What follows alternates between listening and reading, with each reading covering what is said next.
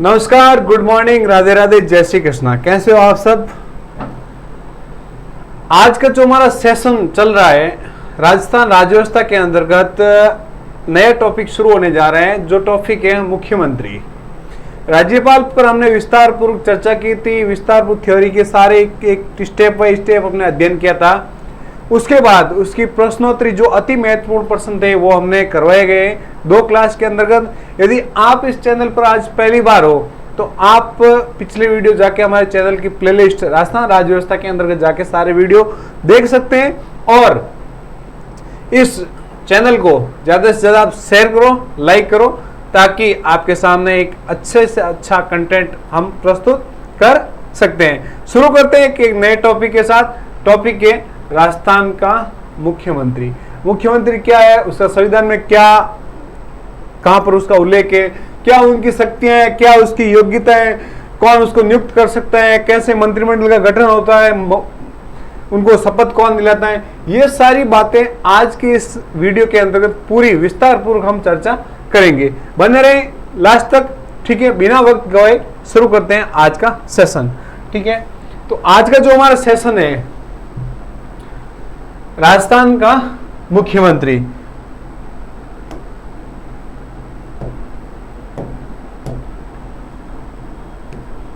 ठीक है। राजस्थान राज्य व्यवस्था के अंतर्गत टॉपिक है हमारा मुख्यमंत्री यानी सीएम। तो सीएम क्या है कि भारतीय संविधान के अंतर्गत हमारा जो शासन चल रहा है, संघात्मक शासन व्यवस्था चल रही है। भारतीय संविधान के अंतर्गत संघात्मक शासन व्यवस्था है, ठीक है। संघात्मक शासन व्यवस्था के 2 स्तर हैं, 2 स्तर पर यह संचालित होता है। कैसे कैसे? केंद्र व राज्य सरकार के बीच, यानी केंद्र और राज्य सरकार के बीच में शक्तियां का क्या किया गया, वर्गीकरण किया गया है। संघात्मक शासन के अंतर्गत 2 स्तर है। 2 स्तर कौन कौन से? केंद्र और राज्य, ठीक है। फिर संसदीय व्यवस्था के अंतर्गत दोहरी कार्यपालिका क्या है? दोहरी कार्यपालिका होती है जो वास्तविक कार्यपालिका और औपचारिक कार्यपालिका, यानी संसदीय शासन व्यवस्था के अंतर्गत कार्यपालिका 2 प्रकार की होती है। एक तो वास्तविक होती है और एक औपचारिक कार्यपालिका होती है। जैसे केंद्रीय स्तर पर राष्ट्रपति औपचारिक कार्यपालिका का क्या होता है? अध्यक्ष होता है, ठीक है। औपचारिक कार्यपालिका किसके अंदर नियुक्त होती है? राष्ट्रपति के अंतर्गत बात कर रहे हैं हम सेंट्रल गवर्नमेंट की। सेंट्रल गवर्नमेंट के अंदर जो औपचारिक कार्यपालिका है वो राष्ट्रपति है, और प्रधानमंत्री और जो मंत्रिपरिषद है वो होती है वास्तविक कार्यपालिका। यानी वास्तविक कार्यपालिका के अंतर्गत प्रधानमंत्री और मंत्रिपरिषद आते हैं, और औपचारिक कार्यपालिका के अंतर्गत राष्ट्रपति आता है, ठीक। उसी आधार पर राज्य स्तर के अंतर्गत राज्यपाल है औपचारिक कार्यपालिका, तथा मंत्रिपरिषद और वास्तविक कार्यपालिका के रूप में शासन का संचालन करती है। यानी और राज्य की हम बात करें तो राज्य के अंतर्गत जो औपचारिक कार्यपालिका है उसके अंतर्गत राज्यपाल है, और वास्तविक जो कार्यपालिका है उसके अंदर कौन है? सीएम और मंत्रिपरिषद।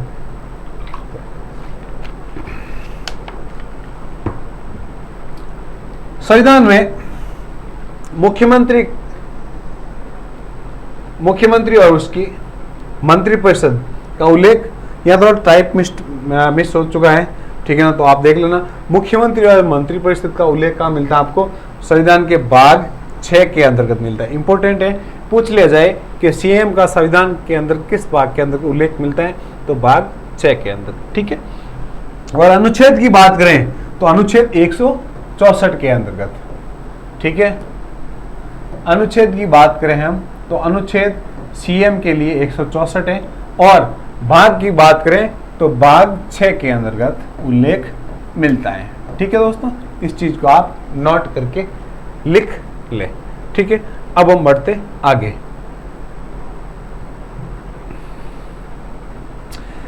फिर इनके जो संवैधानिक प्रावधान है वो कैसे क्या है? संवैधानिक प्रावधान के अंतर्गत 164(1) के अंतर्गत क्या कहा गया है कि मुख्यमंत्री की नियुक्ति राज्यपाल के द्वारा की जाती है। सीधा सा क्वेश्चन बन सकते हैं कि मुख्यमंत्री की नियुक्ति कौन करता है? तो मुख्यमंत्री की नियुक्ति राज्यपाल करता है। अब नियुक्ति कैसे क्या होती है? सामान्य रूप से राज्यपाल बहुमत प्राप्त दल के नेता को मुख्यमंत्री नियुक्त करता है। बिल्कुल सही है। राज्य के अंतर्गत चुनाव होते हैं, विधानसभा के अंतर्गत विधानसभा के चुनाव होते हैं, और चुनाव के अंतर्गत जो जिनका बहुमत जिस दल को ज्यादा मिलता है, साधारणतः उस दल के मुखिया को राष्ट्रपति मुख्यमंत्री बनने के लिए आमंत्रित करते हैं। लेकिन यदि चुनाव में किसी भी दल को स्पष्ट बहुमत प्राप्त नहीं हुआ है, उस स्थिति में राज्यपाल स्वविवेक से मुख्यमंत्री नियुक्त करता है, उसे 1 माह के भीतर सदन में विश्वास मत प्राप्त करने के लिए कहता है। यानी किसी कारणवश किसी भी दल को स्पष्ट रूप से बहुमत नहीं मिलता है, तो राज्यपाल उस समय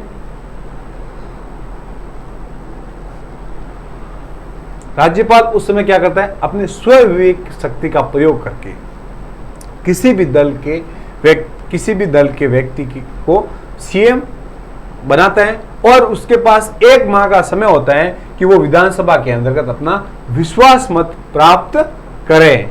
ठीक है।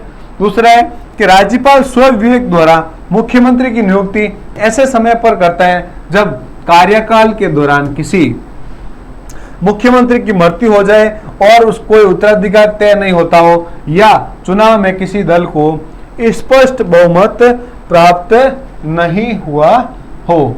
यानी कहने का मतलब है कि मुख्यमंत्री के संबंध में राज्यपाल स्वविवेक की शक्ति का प्रयोग कर सकता है। लेकिन आपसे पूछ लिया जाए कि मंत्रिपरिषद की नियुक्ति के लिए राज्यपाल स्वविवेक शक्ति का प्रयोग करता है, बिल्कुल नहीं करता है, क्योंकि मुख्यमंत्री के कहने पर ही राज्यपाल क्या करता है, मंत्रिपरिषद को मंत्रियों को नियुक्त करता है, उनके विभागों का बंटवारा करता है। किसके कहने पर? मुख्यमंत्री के। तो वहां पर उसकी स्वविवेक शक्तियां प्रयोग नहीं होती हैं। स्वविवेक की शक्तियां सिर्फ और सिर्फ मुख्यमंत्री से संबंध होती हैं, जहां पर किसी दल को स्पष्ट बहुमत नहीं मिलता हो। ठीक है ना। तो किसी एक दल के नेता को सीएम बनाए जाते हैं तथा 1 माह का उसको समय दिया जाता है ताकि वो अपना विश्वास मत विधानसभा के अंतर्गत प्राप्त कर सकता है। और दूसरी कंडीशन ये होती है, जब मान लीजिए किसी मुख्यमंत्री की मृत्यु हो जाती है, ठीक है, और मृत्यु होने के बाद उसका कोई उत्तराधिकारी तय नहीं होता है, ठीक है, ऐसी कंडीशन में मुख्यमंत्री अपने स्वविवेक से किसी को भी मुख्यमंत्री नियुक्त कर सकता है। ठीक है दोस्तों, बढ़ते हम आगे। अब राज्यपाल को स्वविवेक शक्ति मुख्यमंत्री की नियुक्ति के संबंध में प्रयोग करने निम्नलिखित में कौन कौन सी परंपराओं का पालन करना चाहिए। यानी ऐसा नहीं है कि राज्यपाल स्वविवेक अपने मन से ही कुछ कंडीशन होती है, उस कंडीशन के अकॉर्डिंग काम करता है। ऐसा नहीं कि जिसको चाहा उसको मुख्यमंत्री बना दिया, ऐसा नहीं। कुछ कंडीशन होती है, उसके भी रूल्स है, नियम होते हैं। तो क्या क्या है कि उसे सबसे बड़े दल के नेता को बुलाना चाहिए। यानी मुख्यमंत्री सबसे पहला उसका यह है कि चुनाव के अंदर सबसे बड़ा दल कौन सा है, उस दल के नेता को बुलाना चाहिए। परंतु कई अवसरों में राज्यपाल ने अपने स्वविवेक का प्रयोग कर सबसे बड़े दल के नेता के बजाय किसी अन्य को मुख्यमंत्री पद पर नियुक्त भी किया है। यानी कभी कभी राज्यपाल ऐसा भी हुआ है कि किसी बड़े दल के नेता को मुख्यमंत्री ना बनाकर किसी अन्य दल के नेता को भी मुख्यमंत्री बनाया गया है, और उसको समय दिया जाता है कि वो विधानसभा के अंतर्गत विश्वास मत हासिल कर सके। फिर दूसरी कंडीशन क्या है, चुनाव से पहले बने संयुक्त दल या गठबंधन दल के नेता को बुलाना चाहिए। जैसे चुनाव से पहले जो संयुक्त दल बनते हैं या जिसको कहते हैं गठबंधन, जैसे 2 या 3 4 पार्टी मिलकर चुनाव लड़ रही है, ठीक है ना, तो उस कंडीशन में उस जो गठबंधन के नेता को बुला के इस मुख्यमंत्री दावेदारी प्रस्तुत करने को कहते हैं। ठीक है। फिर दल बदल या चुनाव के पश्चात बने गठबंधन के नेताओं को बुलाना चाहिए। यानी स्पष्ट बहुमत नहीं मिलता है तो जो छोटे दल के जो नेता हैं वो अपने आप को किसी दूसरे बड़े दल के साथ शामिल हो जाते हैं और वो बोलते हैं हम मिलकर सरकार बनाएंगे, तो ऐसे में उस दल के मुखिया को बुलाना चाहिए। अविश्वास प्रस्ताव के पास हो जाने पर विपक्ष के नेता को आमंत्रित करना चाहिए। यानी विधानसभा के अंतर्गत मान लीजिए किसी सरकार के खिलाफ अविश्वास प्रस्ताव आता है, ठीक है, और वो अविश्वास प्रस्ताव पास हो जाता है पूर्ण बहुमत के साथ, तो उस समय राज्यपाल विपक्ष का नेता होता है उसको सीएम की दावेदारी करने के लिए कहता है। ठीक है, कुछ स्मरणित तथ्य हैं वो आपको याद रखने हैं। ये कंडीशन काम आती है राज्यपाल कि भाई राज्यपाल ऐसा नहीं हो कि किसी भी एमएलए को बोल दिया कि तुम सीएम बन जा, नहीं, उस कुछ कंडीशन होती है। तो ये आपके सामने कंडीशन है, इसमें से क्वेश्चन पूछा जा सकता है। अब इसमें के अंतर्गत केंद्र शासित प्रदेशों में जहां विधानसभा है मुख्यमंत्रियों की नियुक्ति राष्ट्रपति करता है। क्वेश्चन पूछा जा चुका है कई बार कि केंद्र शासित प्रदेशों में मुख्यमंत्री की नियुक्ति कौन करता है, तो केंद्र शासित प्रदेश के अंदर मुख्यमंत्री की नियुक्ति राष्ट्रपति करता है। ठीक है, और इसका जो कार्यकाल होता है वो सामान्यतः 5 वर्ष होता है पद ग्रहण करने से। ठीक है, यानी पद ग्रहण करने से 5 साल का उनका कार्यकाल फिक्स होता है। ठीक है, और त्याग पत्र अपना मुख्यमंत्री की नियुक्ति कौन करता है, राज्यपाल करता है, और राज्यपाल को ही अपना क्या देते हैं, त्याग पत्र किसको देते हैं, राज्यपाल को। ठीक है, और नियुक्ति कौन करता है, राज्यपाल। ठीक है, और कार्यकाल क्या है, कार्यकाल है 5 वर्ष। ठीक है, किस अनुच्छेद में है ये, अनुच्छेद 164 के अंदर। ठीक है, भाग की बात करें तो भाग 6 के अंदर इसका उल्लेख मिलता है। ऐसे आप यदि सीएम को याद करते हो तो मैं समझता हूं कि सीएम मुख्यमंत्री से संबंधित कोई भी प्रश्न पूछा जाए आपका एक भी प्रश्न गलत नहीं होगा। बढ़ते हम आगे।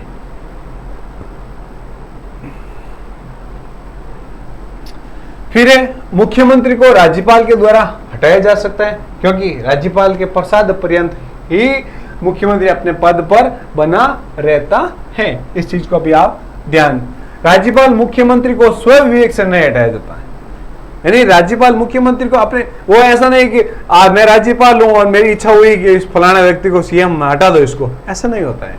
ठीक है, उसके लिए कुछ टर्म्स एंड कंडीशन होती है, उस कंडीशन के अकॉर्डिंग उसको कार्य करना होता है। यदि मान लीजिए विधानसभा के अंतर्गत अविश्वास प्रस्ताव आ जाता है और वो अविश्वास प्रस्ताव पूर्ण बहुमत के साथ पास हो जाता है, तब राज्यपाल उसको मुख्यमंत्री पद से हटाता है।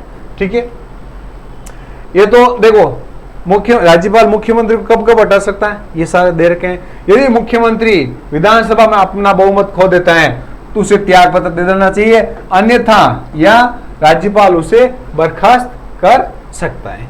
बताया मैंने, यदि विधानसभा के अंतर्गत किसी सरकार के खिलाफ अविश्वास प्रस्ताव लेके आता है विपक्ष के द्वारा और वह अविश्वास प्रस्ताव पास हो जाता है पूर्ण बहुमत के साथ, तो उस समय या तो मुख्यमंत्री अपना इस्तीफा दे दे, यदि इस्तीफा नहीं देता है तो राज्यपाल उसको बर्खास्त कर सकता है।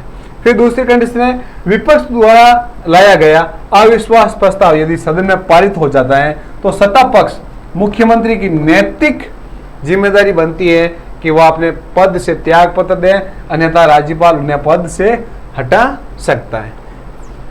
वही बात मैंने आपको समझाई है, नोट लगा के मुख्यमंत्री का त्याग पत्र संपूर्ण मंत्रिपरिषद का त्याग पत्र माना जाता है।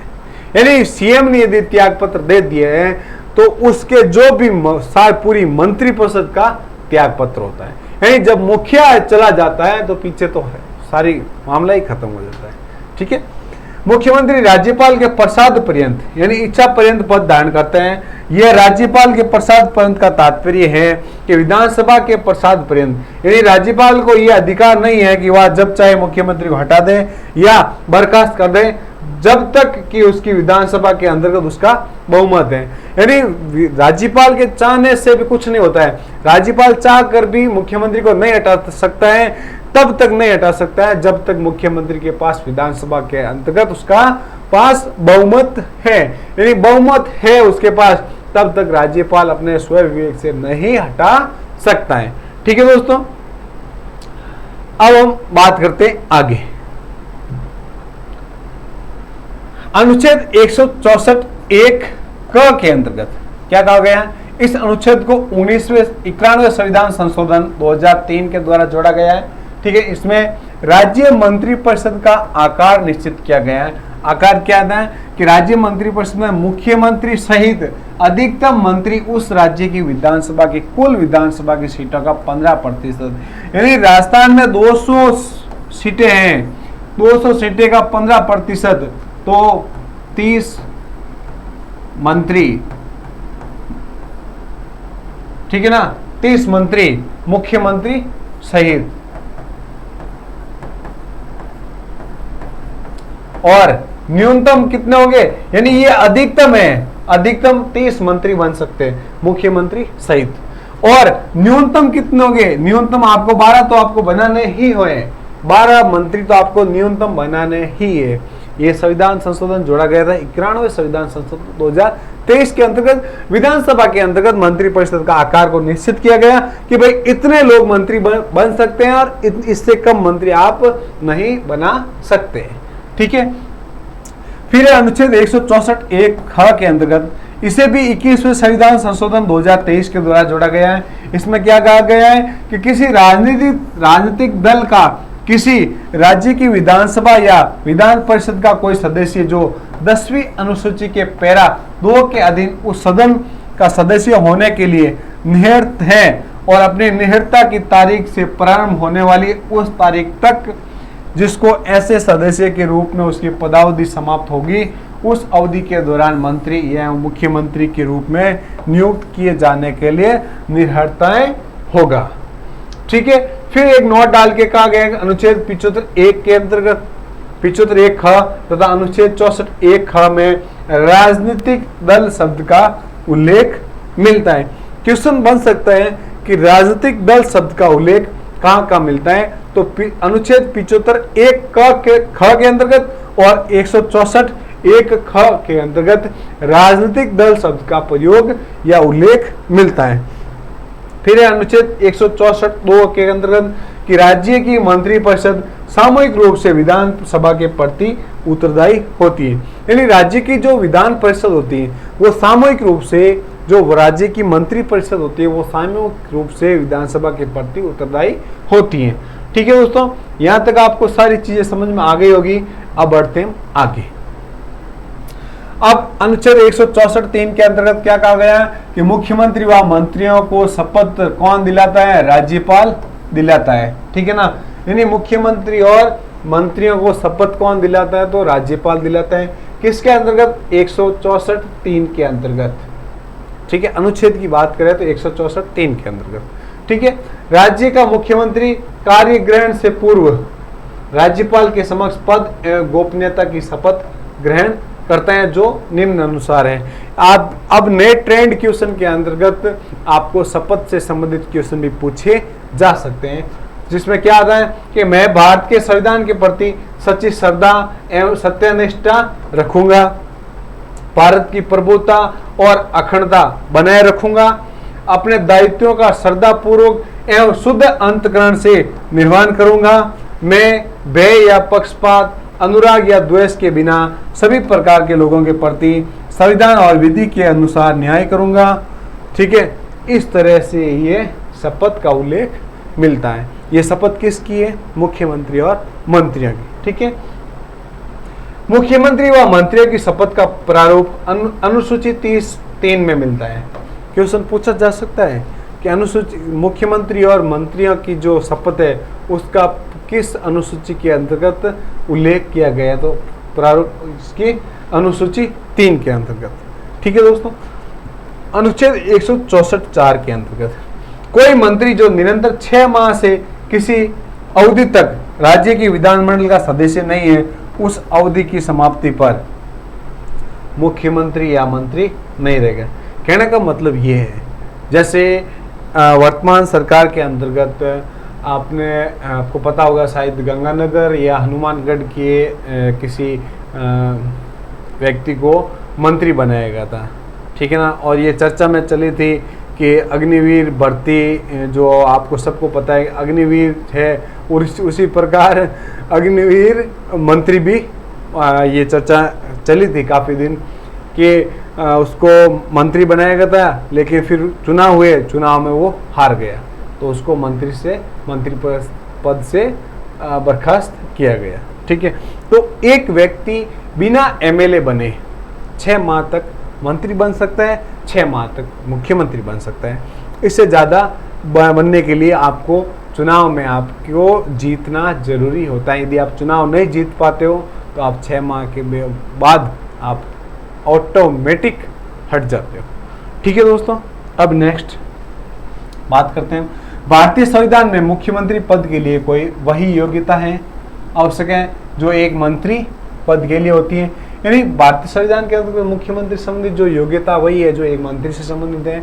यानी न्यूनतम आयु 25 वर्ष होनी चाहिए। यदि आपकी आयु 25 वर्ष है तो आप मंत्री बनने के लायक हो। राज्य विधानमंडल के दोनों में से किसी एक सदन का सदस्य होना चाहिए, या तो विधान सभा या विधान परिषद।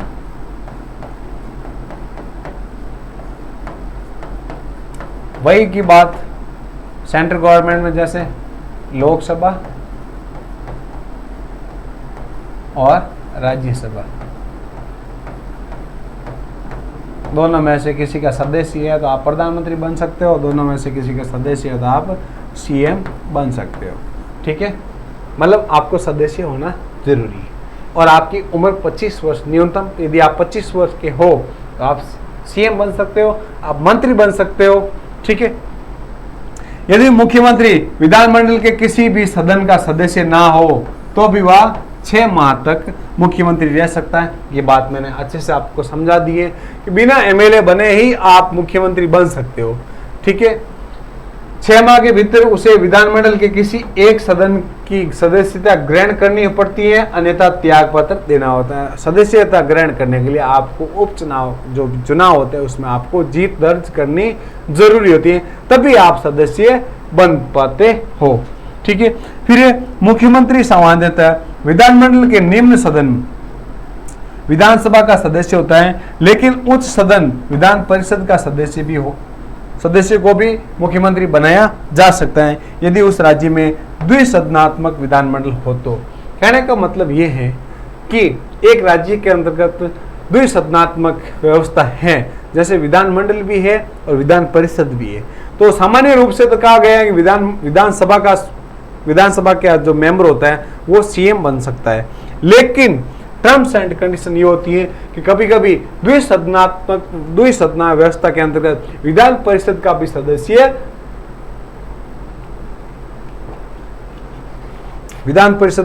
भी सीएम बन सकता है। जैसे सेंट्रल गवर्नमेंट की बात करें, लोकसभा का सदस्य है तो भी वो प्रधानमंत्री बन सकते हैं, और राज्यसभा का सदस्य है तो भी वो प्रधानमंत्री बन सकते हैं।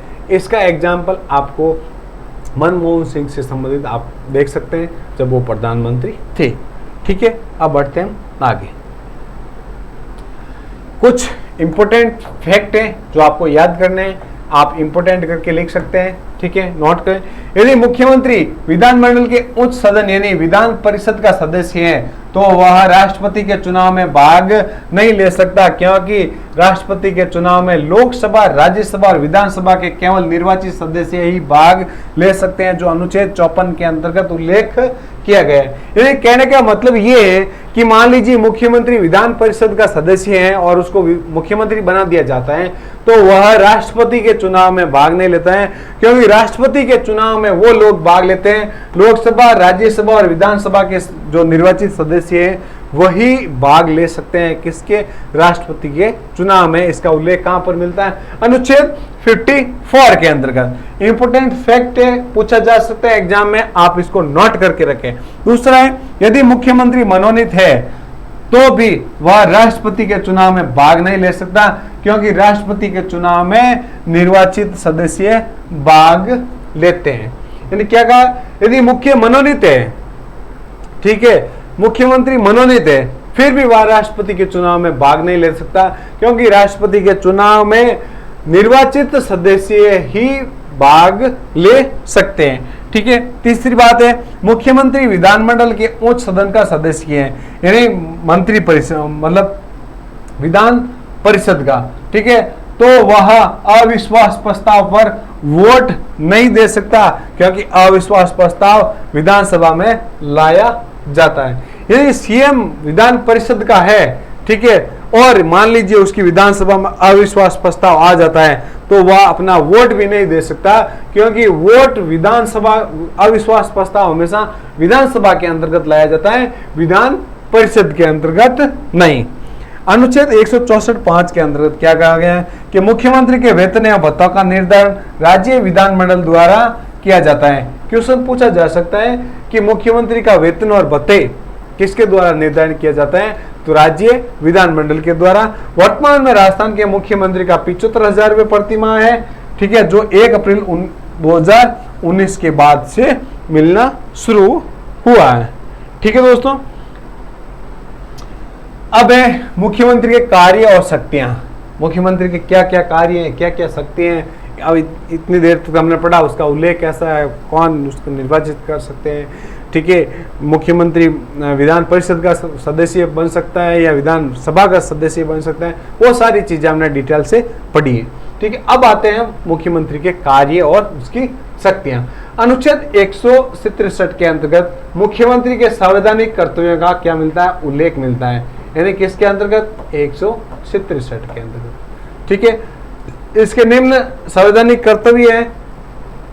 पहला है, मुख्यमंत्री का कर्तव्य बनता है कि वह राज्यपाल को सूचना दे मांगने पर और बिना मांगने पर, निम्न मामला में, जैसे राज्य के कार्य के प्रशासन संबंधी, विधान विषय प्रस्तावना संबंधित, मंत्रिपरिषद के सभी विनिश्चित राज्यपाल को सुसूचित करें। यानी मुख्यमंत्री का ये कर्तव्य बनता है कि वो राज्यपाल को सूचना दे, यदि वो मांगता है तो भी दे और वो नहीं मांगता है तो भी उसको सूचना दे। फिर राज्य के कार्य के प्रशासन संबंधित और विधान विषय प्रस्तावना से संबंधित जो जानकारी है राज्यपाल मांगे वह उसको दे। किसी विषय को जिस पर किसी मंत्री ने विनिश्चित कर दिया है किंतु मंत्रिपरिषद ने विचार नहीं किया है, राज्यपाल द्वारा अपेक्षा की जाने पर मंत्रिपरिषद के समक्ष विचार के लिए रखें। ये क्या है, संवैधानिक कर्तव्य है। अब राज्य में मुख्यमंत्री के अन्य क्या कार्य हैं, सबसे पहले आता है मंत्रिपरिषद के संबंध में क्या कार्य है। तो मंत्रिपरिषद के संबंध में आता है कि मुख्यमंत्री की सलाह से राज्यपाल द्वारा मंत्रियों की नियुक्ति की जाती है, यानी मुख्यमंत्री की सलाह पर राज्यपाल के द्वारा मंत्रियों की नियुक्ति की जाती है। इसमें उसकी स्वविवेक शक्ति का प्रयोग नहीं किया जाता है। दूसरा है, मुख्यमंत्री मंत्रियों के मध्य विभागों का बंटवारा करता है और उसमें फेरबदल भी करवाता है, यानी मंत्रियों के मध्य विभागों का बंटवारा करता है और उसमें फेरबदल भी कर सकता है। ठीक है, फिर मतभेद होने पर वह किसी भी मंत्री को त्याग पत्र के लिए कह सकता है या फिर राज्यपाल को उसे बर्खास्त करने के लिए परामर्श दे सकता है। यानी कुछ मतभेद हो जाते हैं किसी कारणवश, तो उस मंत्री को हटाना होता है तो उसका त्याग पत्र की मांग कर सकता है, और यदि वो त्याग पत्र नहीं देता है तो राज्यपाल से उसको बर्खास्त करवा सकता है। ठीक है, फिर मुख्यमंत्री मंत्रिपरिषद एवं मंत्रिमंडल की बैठकों की अध्यक्षता करता है तथा बैठक का स्थान और समय निर्धारित करता है। यानी मंत्रिपरिषद और मंत्रिमंडल की जो बैठक होती है उसकी अध्यक्षता कौन करता है, मुख्यमंत्री करता है। समय तिथि वो सारा का सारा कौन तय करता है, सीएम तय करता है। ठीक है, कुछ फैक्ट है आपके सामने। ठीक है, कि मुख्यमंत्री की अनुपस्थिति में सबसे वरिष्ठ मंत्री मंत्रिमंडल की अध्यक्षता करता है। यानी इस चीज को आप याद में रखें। यदि मान लो किसी कारणवश मुख्यमंत्री अनुपस्थित है तो उस मंत्रिमंडल का सबसे वरिष्ठतम जो मंत्री है वो उसकी अध्यक्षता करता है। वह सभी मंत्रियों को उसके कार्य से परामर्श देता है तथा उसके कार्य पर नियंत्रण भी रखता है। यानी एक सीएम का कर्तव्य होता है कि किसी भी मंत्री को उसके कार्य में परामर्श दे सकता है और उस कार्य मंत्री पर अपनी लगाम भी रख सकता है। ठीक है, मुख्यमंत्री राज्यपाल और मंत्रिपरिषद के बीच कड़ी के रूप में कार्य करता है। यानी यहाँ मंत्रिपरिषद है, ये राज्यपाल है, इन दोनों के मध्य कड़ी का काम कौन कर रहा है? सीएम कर रहा है। ठीक है, राज्य विधानमंडल के संबंध में क्या कहते हैं कि मुख्यमंत्री राज्यपाल को किसी भी समय विधानसभा विघटित करने की सिफारिश कर सकता है। यानी मुख्यमंत्री राज्यपाल को किसी भी समय विधानसभा को विघटित करने के लिए सिफारिश कर सकता है। फिर मुख्यमंत्री ही राज्य विधानसभा के पटल पर सरकार की नीतियों की घोषणा करते हैं। यानी मुख्यमंत्री ही इस संबंधित राज्य के संबंधित जो विकास की घोषणा है वो किसके द्वारा की जाती है? मुख्यमंत्री के द्वारा की जाती है। मुख्यमंत्री राज्यपाल को 17वां व 17वां सत्र के संबंध में सलाह देता है। यानी सत्र को कब शुरू करना है और कब खत्म करना